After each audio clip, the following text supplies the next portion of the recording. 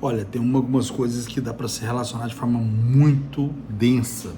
Por exemplo, tem o karatê, que é um esporte, né, japonês, e que ele, de certa forma, ele mimetiza muitos problemas que podem ser resolvidos numa terapia. Porque o karatê ele é baseado no Bushido. E o Bushido ele trabalha uma unificação entre o corpo, mente e espírito. Quer dizer, o todo ser trabalha de forma harmoniosa e, veja só, teleológica. Ele trabalha com uma finalidade. Você luta, você melhora, por exemplo, lá nos Kihon, no kata, no comitê.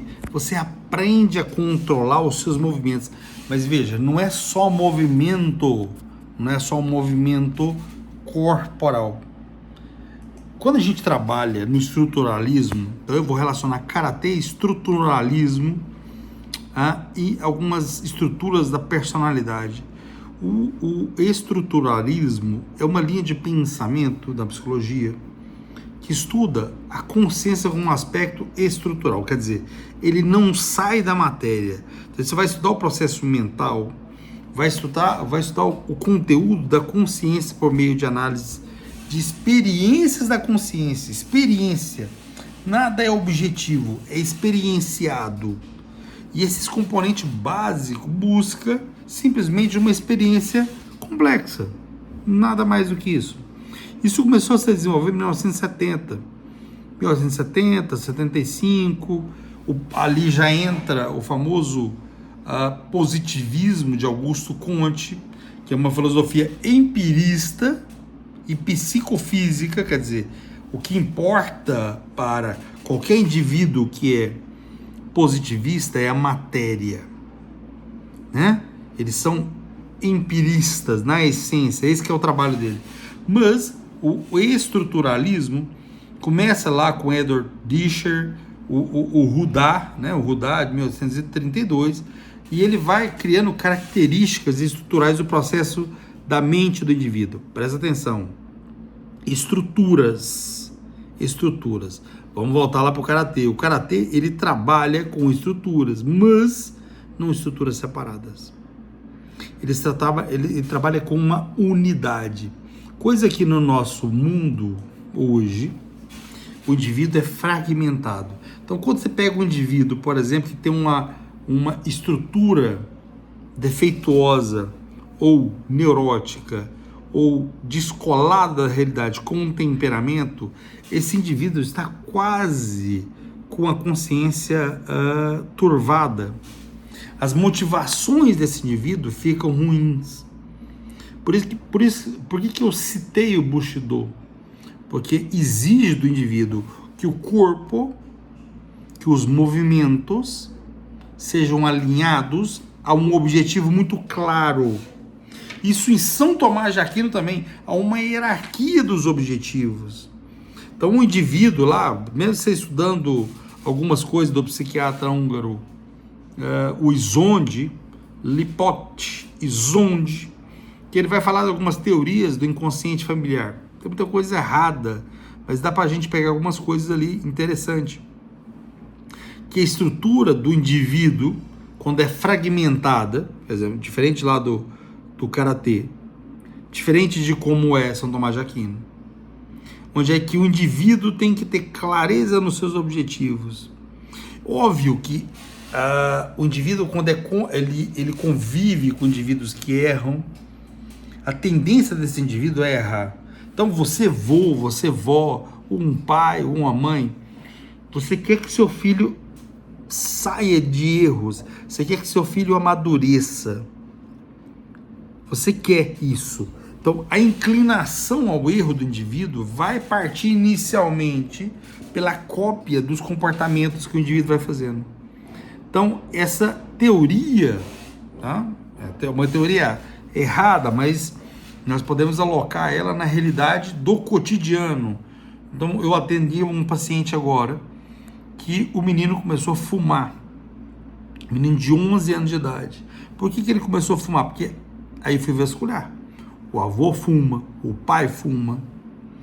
ele vai repetir aquilo porque ele introjetou ao mundo pessoal dele, ao ego dele, que está se estruturando, que aquele comportamento é bom.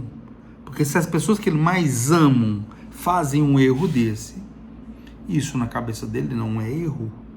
Isso vai levar a vida toda.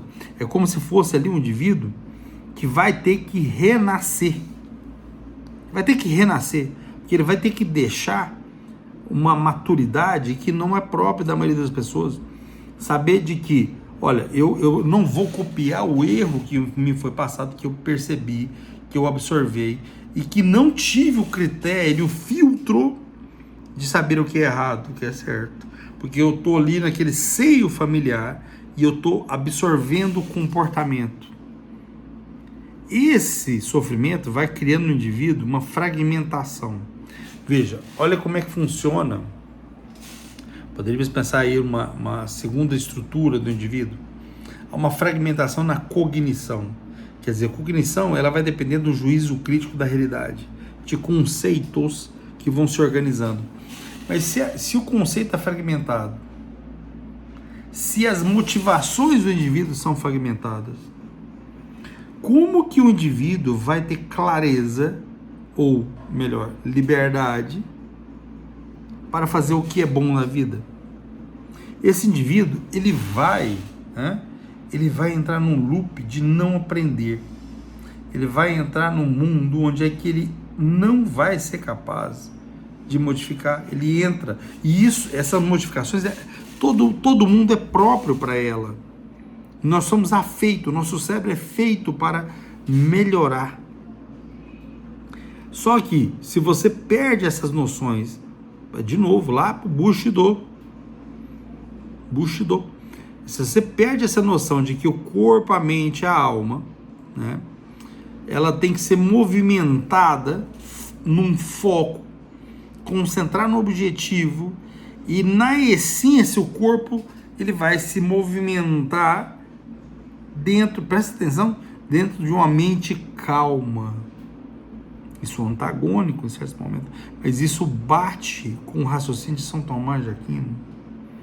O ser calmo cria disciplina, e com a disciplina, na calmaria, ele tem a determinação para forjar um bom caráter. Então, esse indivíduo que às vezes não tem esse caráter, porque não foi organizado, porque ele foi perdido a cognição.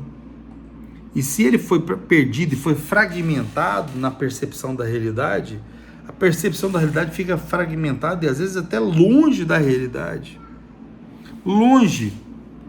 Imagina um indivíduo desse aí que precisa ter uma responsabilidade.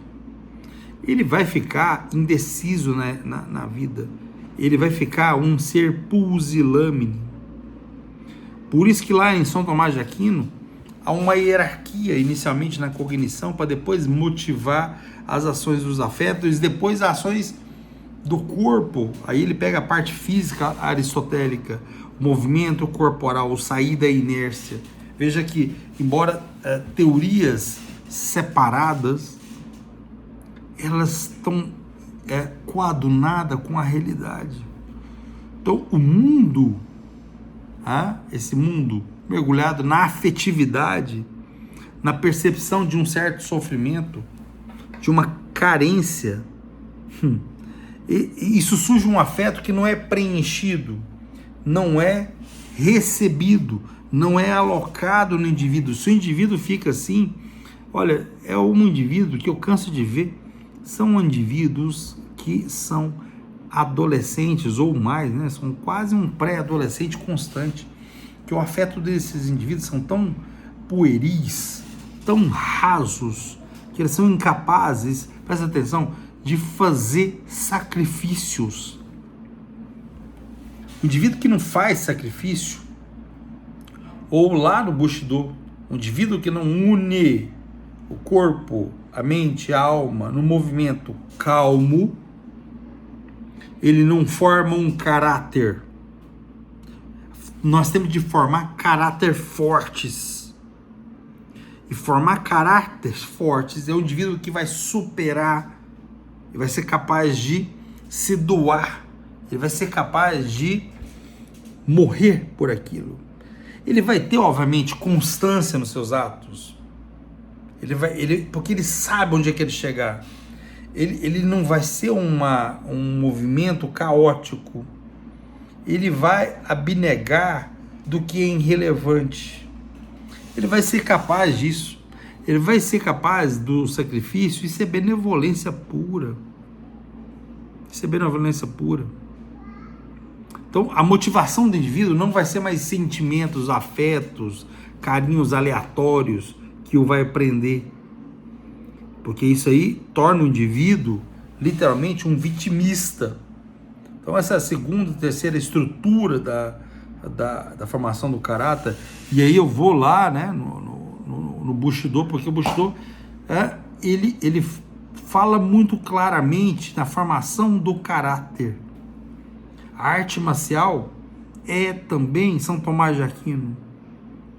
Ele é um templário, é alguém que está com a mente tão afiada, ele é praticado mentalmente, que ele se torna, presta atenção, um ser pacífico, mas, se for inevitável, ele vai para o conflito. Ele não procura conflitos. Ele não fica um ser frágil, mas ele fica um ser pacífico, calmo. Mas, diante da situação qualquer, ele vai projetar sim um soco, vai derrubar o oponente. Ele vai projetar sim um ato claro, maduro para ajudar as pessoas. Isso, a vantagem da realidade é que, embora são conceitos um pouco diferentes, ele nos norteia. Então, quando eu estou falando do estruturalismo, o estruturalismo nos tira da realidade. Ele é longe da realidade. Por isso, na terapia de São Tomás de Aquino, mas fundamentada numa fisiologia médica, quer dizer, nós temos uma realidade. Esse estruturalismo, ele trabalha só o processo da consciência e o conteúdo da consciência. Quer dizer, você pode imaginar o que você quiser. Você pode imaginar a experiência que você quiser. Isso não é um componente real. Você vai viver o mundo onde é que você, o conteúdo da sua consciência, você imagina se achando qualquer coisa. Você é uma samambaia? Porra, então você é uma samambaia. Não há uma necessidade de confrontar a realidade. Não há necessidade. Isso tem muitas outras influências que depois nós vamos alocar, mas obviamente aquela noção distorcida do ambiente de Charles Darwin, ou estruturalismo, ou pragmatismo do Francis Galton.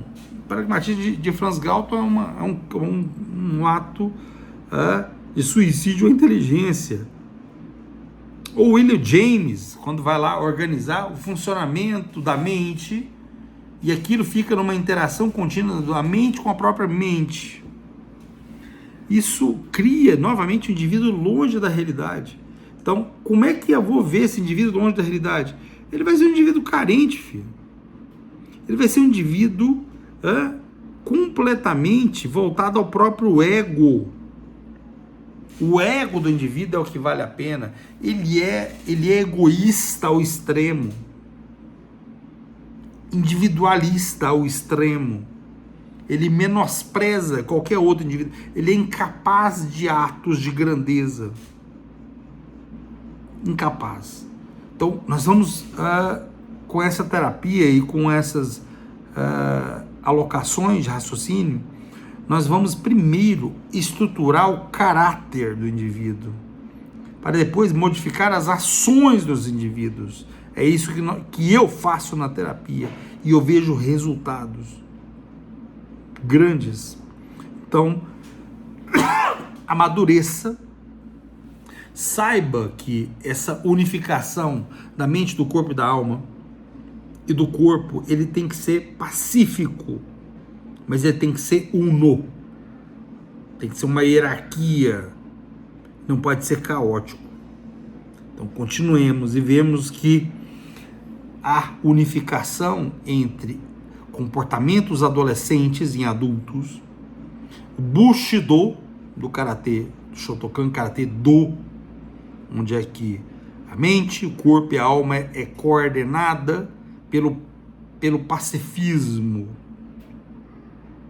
e compreender que as terapias estruturalistas, elas te reduzem e te transformam num mero animal, numa planta. Um abraço.